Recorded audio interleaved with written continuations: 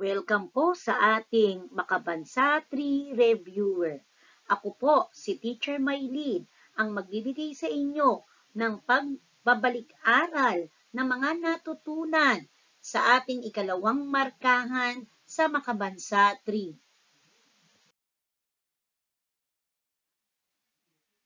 Simulan na natin ang ating review quiz B. Handa na ba kayo mga bata?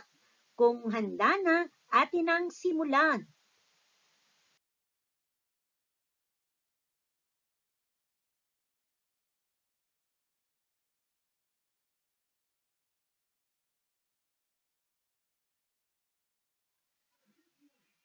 Ano ang tawag sa mga bagay tulad ng kasuotan, bahay at pagkain? A. Pamumuhay. B. Pananampalataya. C. Materyal na kultura. D. Di materyal na kultura.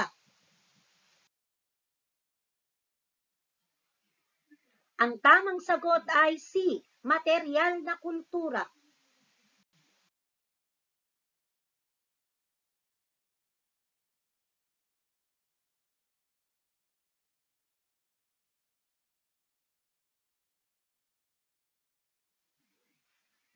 Ano ang tawag sa awit na kumakatawan sa bayan o lungsod? A. Himno. B. Folk song. C. Kundiman. D. Pambansang awit.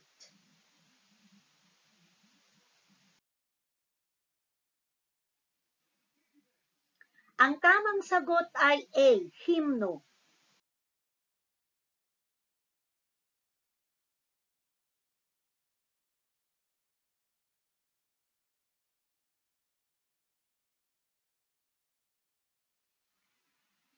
Ano ang pangunahing gamit ng kasuotan sa tao?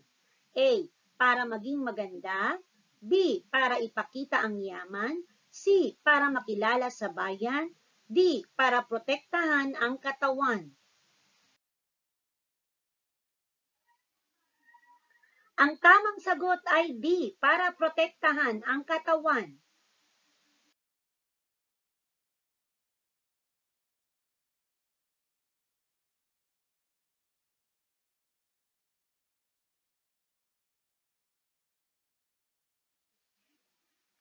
Bakit may iba't ibang kabuhayan ng tao? A. Dahil sa dami ng tao.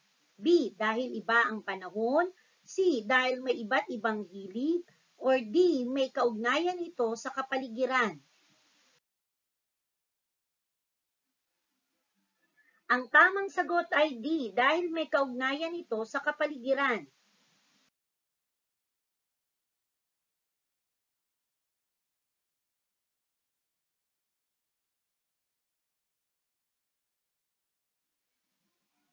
Bakit mahalaga ang pagkakaroon ng sagisag ng bayan?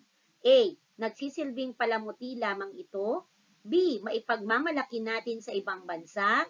C. Mapaganda ang mga gusali. D. Ipakilala ang bawat komunidad. Ang tamang sagot ay D. Ipakilala ang bawat komunidad.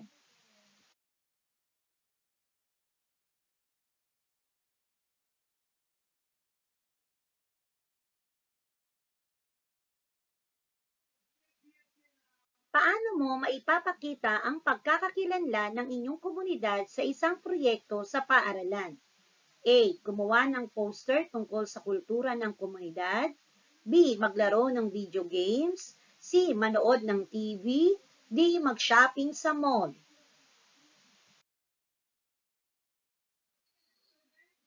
Ang tamang sagot ay A. Gumawa ng poster tungkol sa kultura ng komunidad.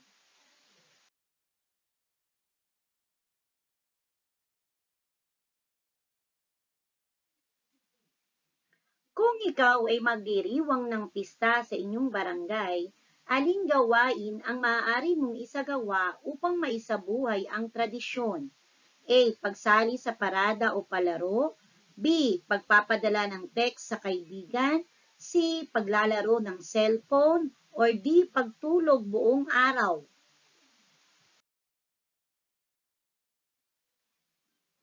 Ang tamang sagot ay A. Pagsali sa parada o palaro.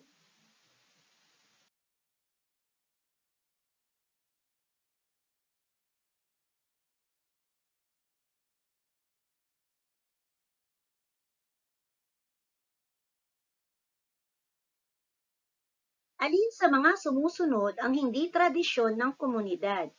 A. Pagdiriwang ng pista. B. Pag-awit ng himno.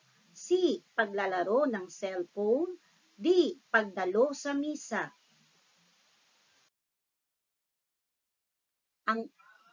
Ang tamang sagot ay C. Paglalaro ng cellphone.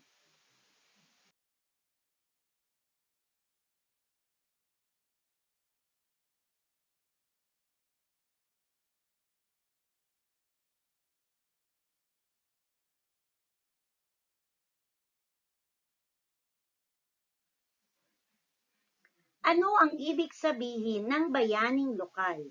A. Isang tao na kilala sa buong mundo. B. Isang tao na nagbigay ng malaking ambag sa kanyang komunidad. C. Isang artista o mang-aawit. D. Isang negosyante lamang.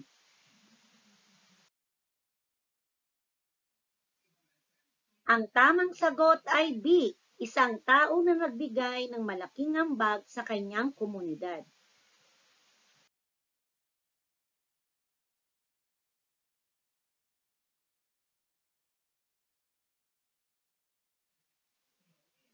Ano ang kahulugan ng pagkakakilanlan? A. Pagkakaisa. B. Pagpapakilala ng sarili o komunidad. C. Pagkakaroon ng yaman. D. Pagiging tanyag.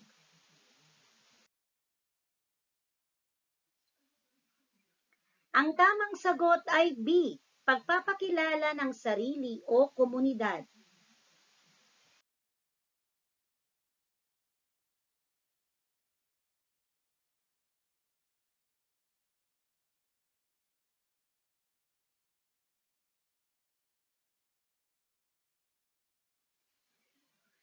Sino sa mga ito ang bayani ng Cavite? A. Jose Rizal. B. Andres Bonifacio. C. Lapu-Lapu. Or D. Emilio Aguinaldo.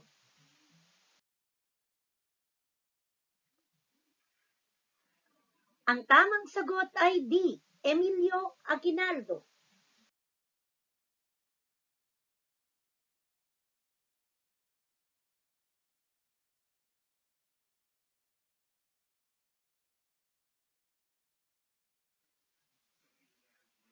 Ano ang tawag sa larong ginagamitan ng tsinelas at lata?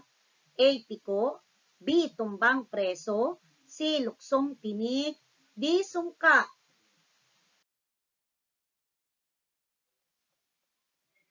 Ang tamang sagot ay B. Tumbang preso.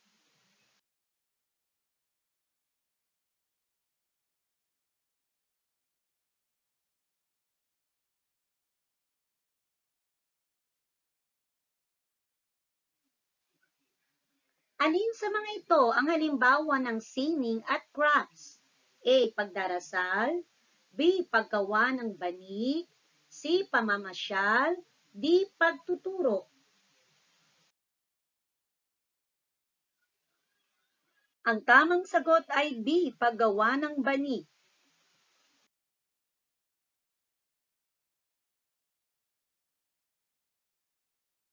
Anong halimbawa ng salitang lokal sa Tagalog? A. Marhay na aga. B. Magandang umaga. C. Maayong buntag. O D. Maayong aga. Ang tamang sagot ay B. Magandang umaga.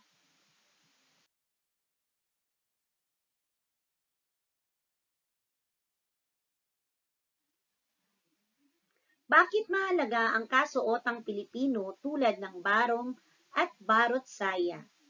A. Nagpapakita ng kultura at pagkakakilanlan. B. Ginagamit lang sa kasal. C. Ginagamit lang sa graduation. Or D. Walang kahulugan.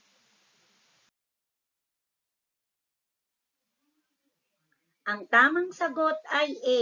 Nagpapakita ng kultura at pagkakakilanlan.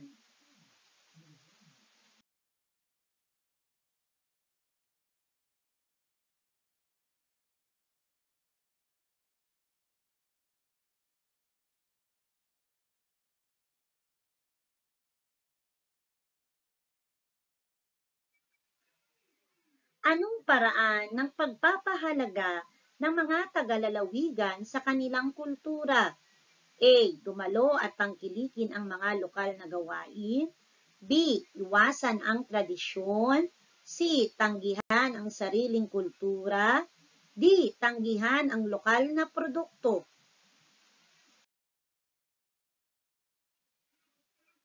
Ang tamang sagot ay A. Dumalo at tangkilikin ang mga lokal na gawain.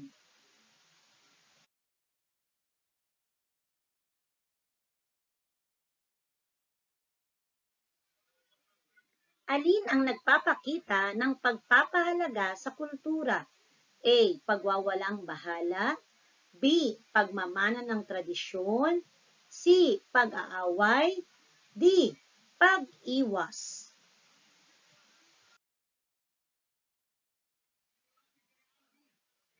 Ang tamang sagot ay B. Pagmamana ng tradisyon.